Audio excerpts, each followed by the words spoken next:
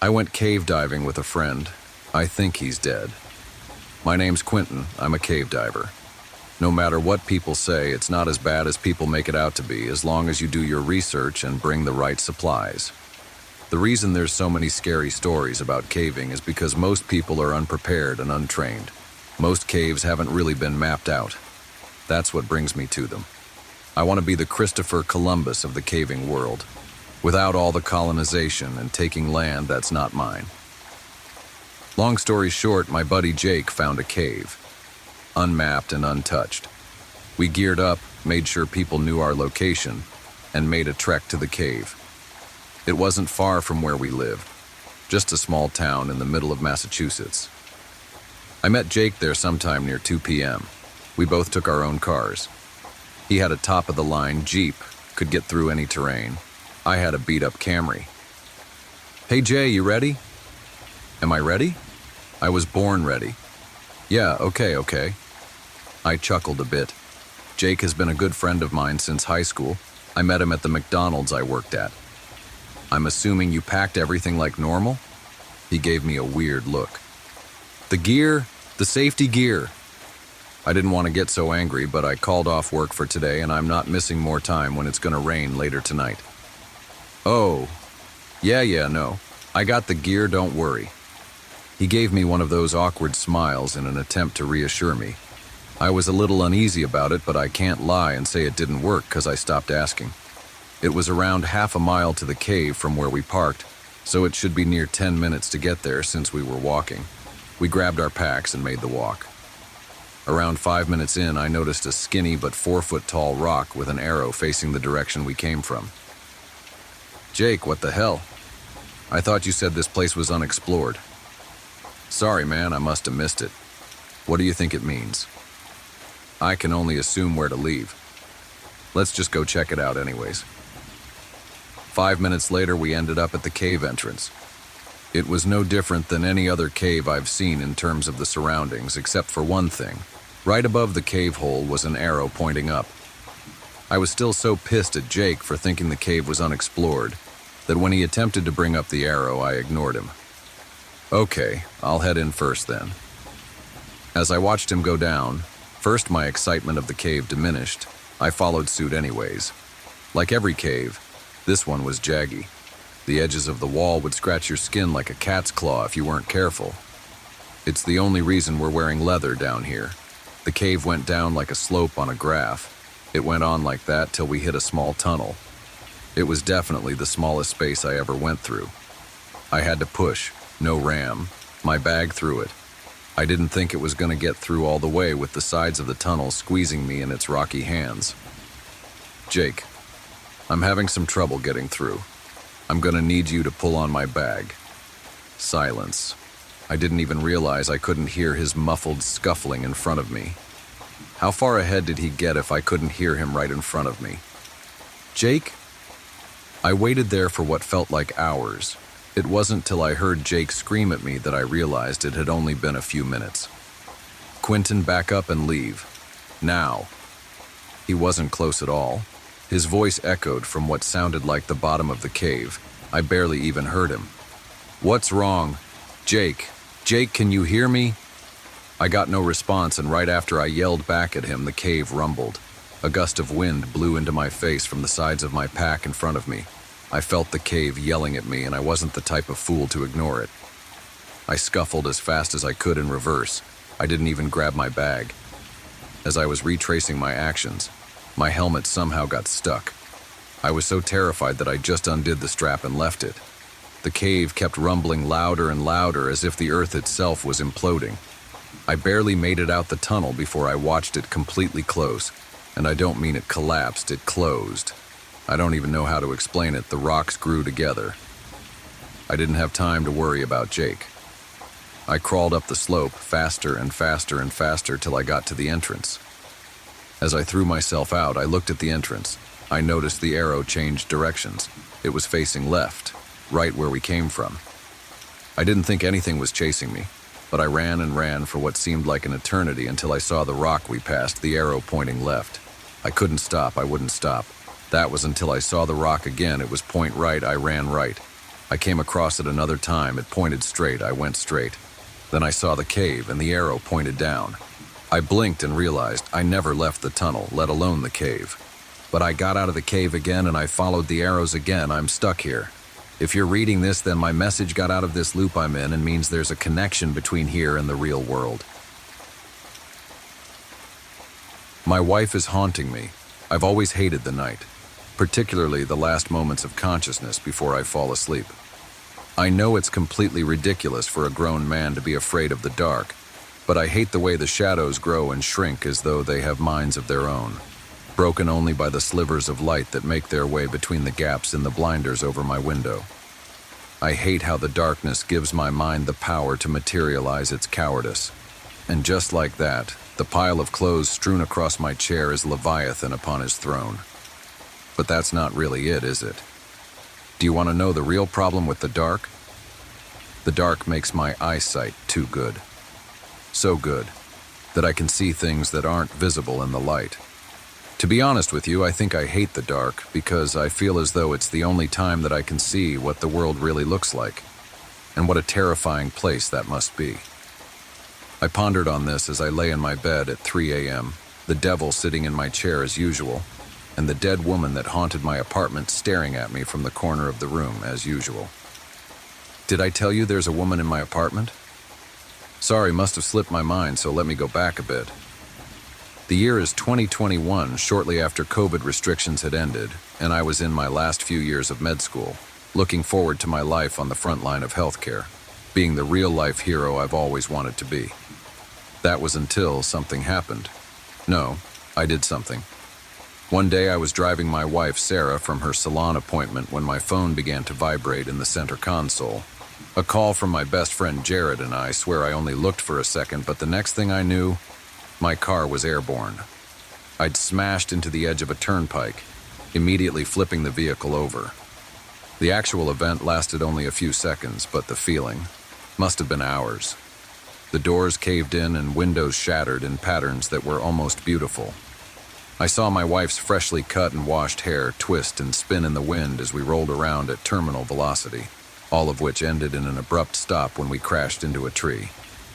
I sat in my seat, being held in place only by my seatbelt, staring in horror and confusion at the empty passenger seat from which my wife, who was not so prepared, had been ejected and now lay sprawled on the roadside. After what seemed like hours, the paramedics arrived, and what I imagine was a first-timer attempted CPR for much longer than was necessary until an older, more experienced medic placed a gentle hand on his shoulder, signaling him to stop. Ultimately, she was pronounced dead on the scene.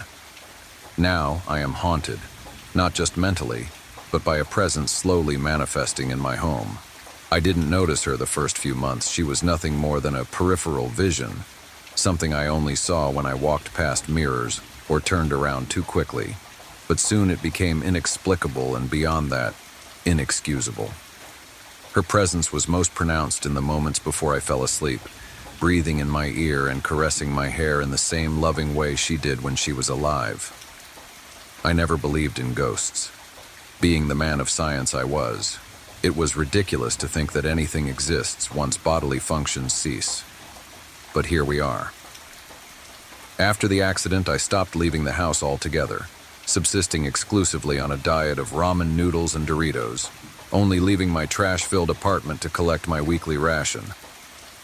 I imagine I'd flunked out of med school by then. I don't know. I stopped checking my emails as they were full of obligatory condolences from people I hadn't spoken to in years. I was a mess. So when I started seeing her appear in my apartment, in some weird way I was actually glad for the company. She never spoke to me outside of a staticky voice in the phone, but her presence made me strangely grateful to be alive and reminded me that she would hate to see me this way. Fast forward to the present day. It's been 3 years since the accident, and the ghostly apparitions had since stopped as my life began to return to some form of normality.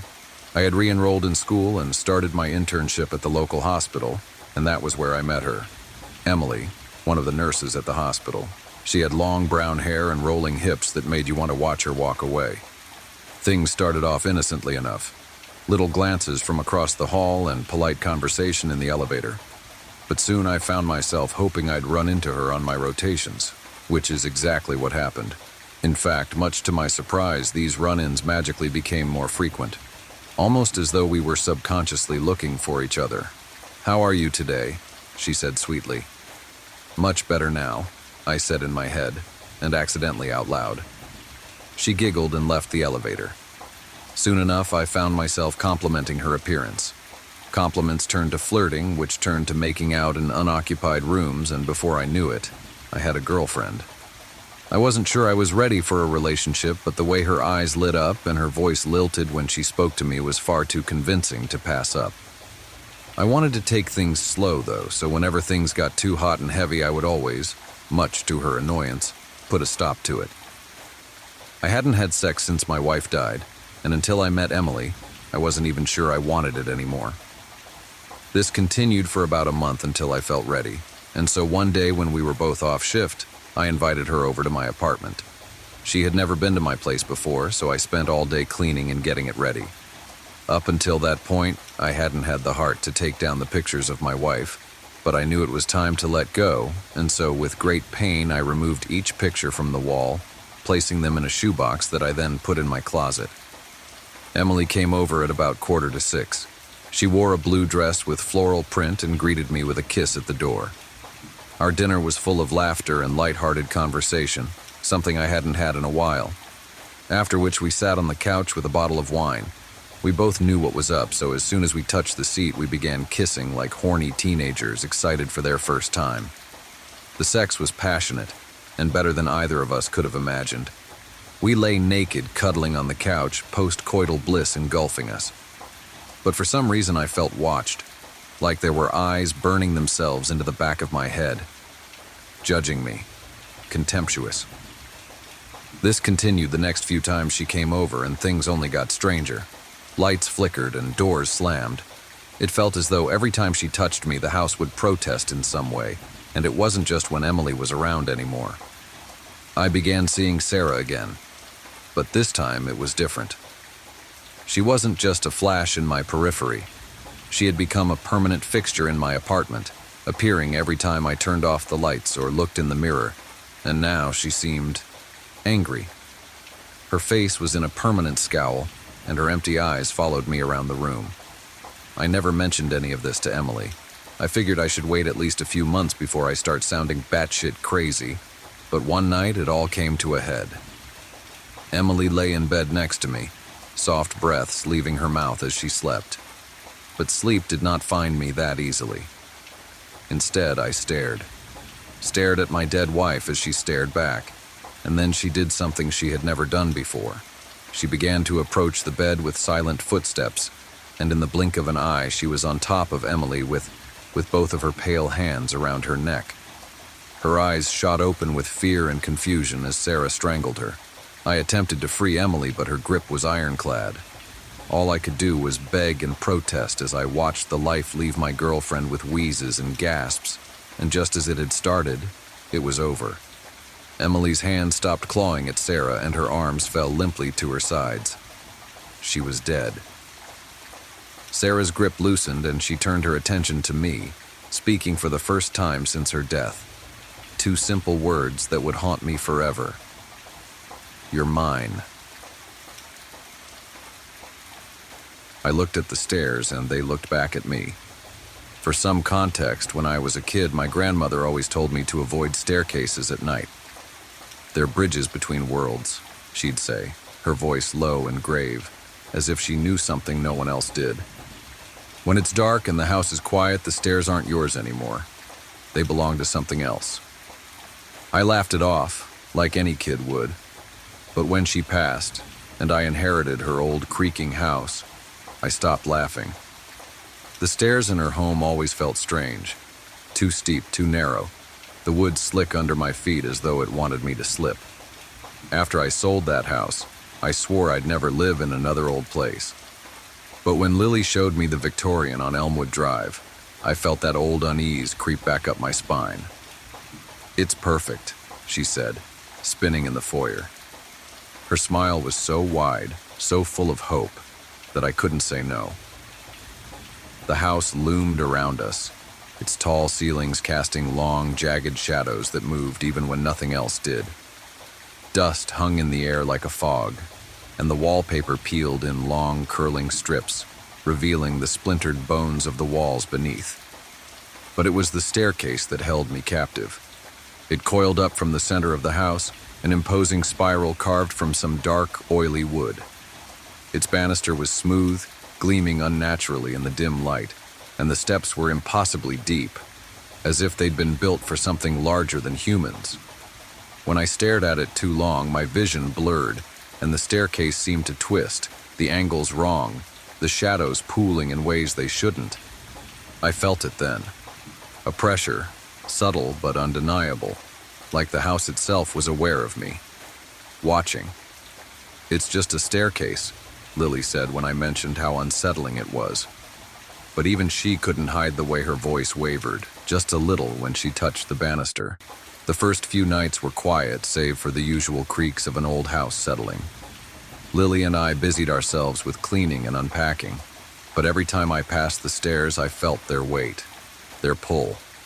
It wasn't just their presence, it was the way they seemed to demand attention, to want something from me. The first time I heard the footsteps, I told myself it was Lily.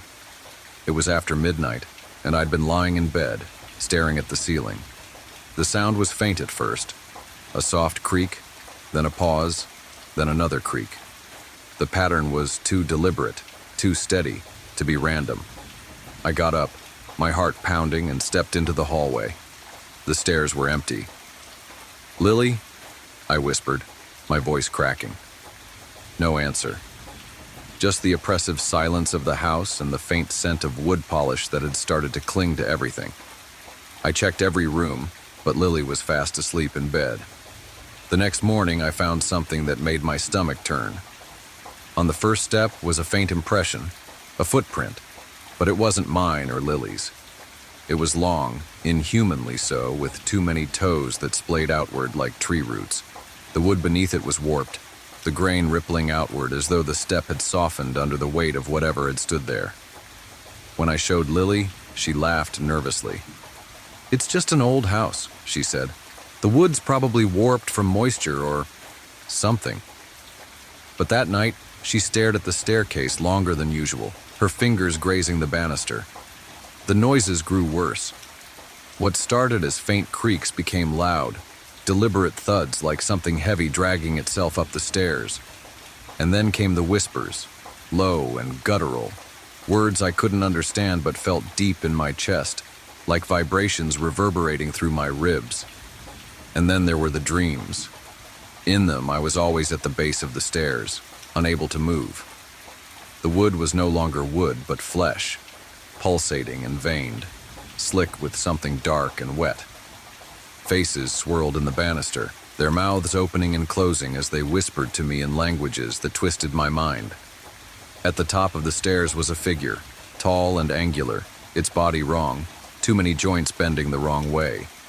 Its eyes were deep pits of swirling black, and its grin stretched impossibly wide, splitting its face in two.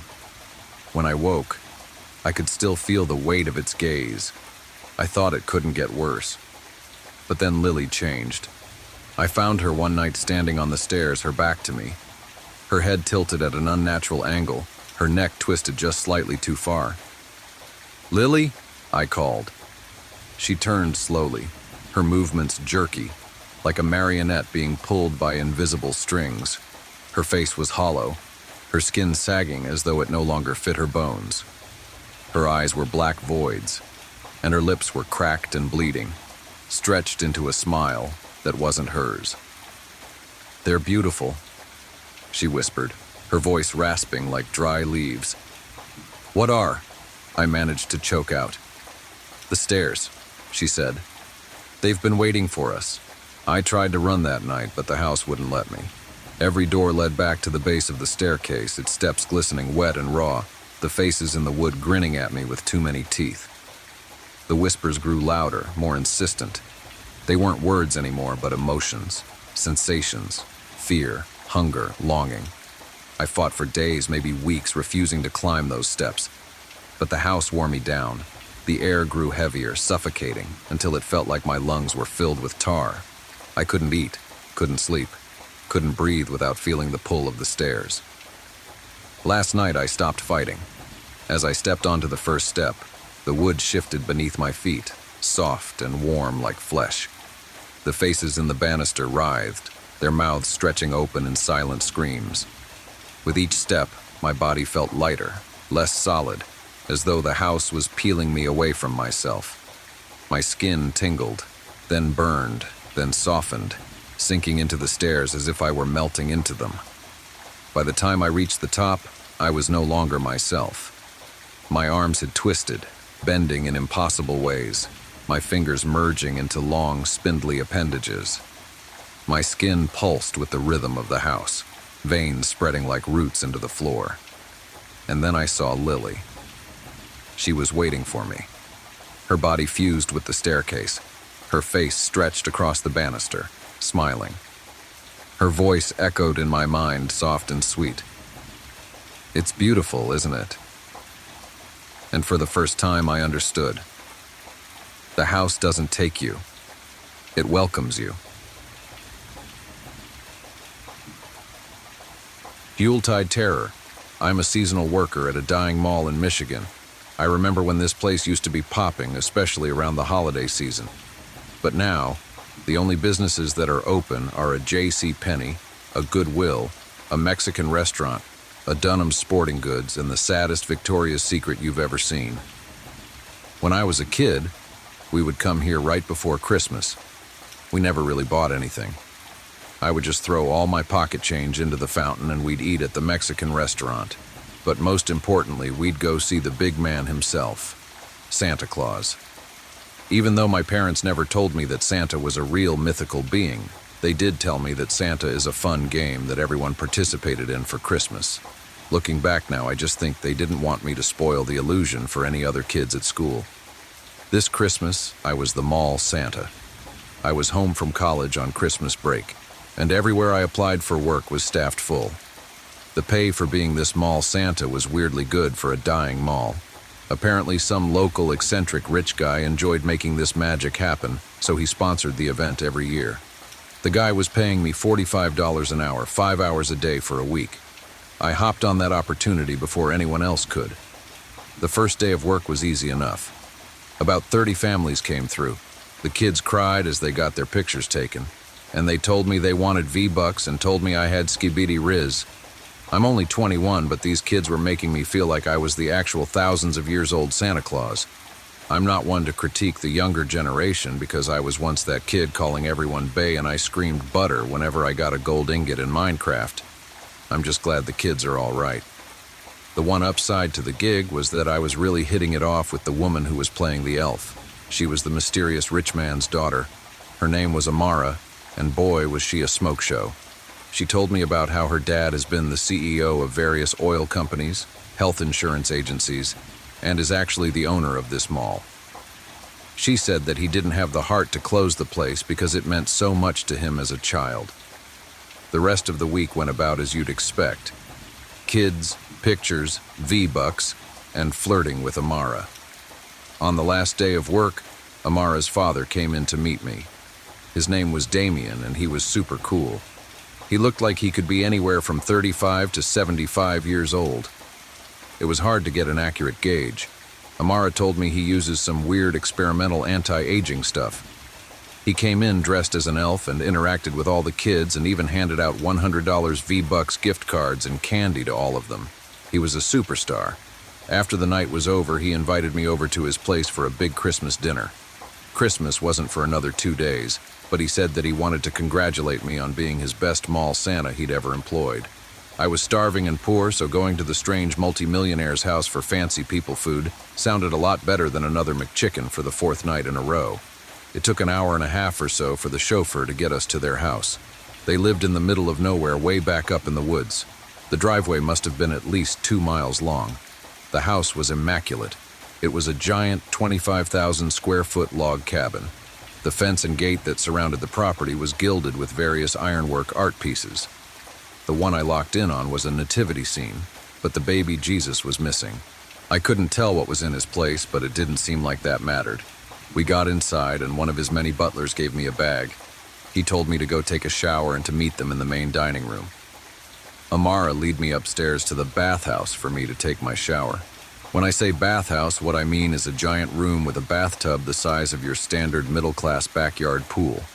The walls and ceilings were full of shower heads that must have had a bajillion different settings, and some of them detached from the wall. There were vents all around that let in warm steam that smelled like herbs and spices like rosemary and lavender. I was in heaven. I went to take my clothes off, but Amara was still there looking at me. I hesitated, but she insisted that I undress. She even led the way by doing so herself. I'll spare you the details. After the most amazing shower of my life, Amara and I went down to the dinner table.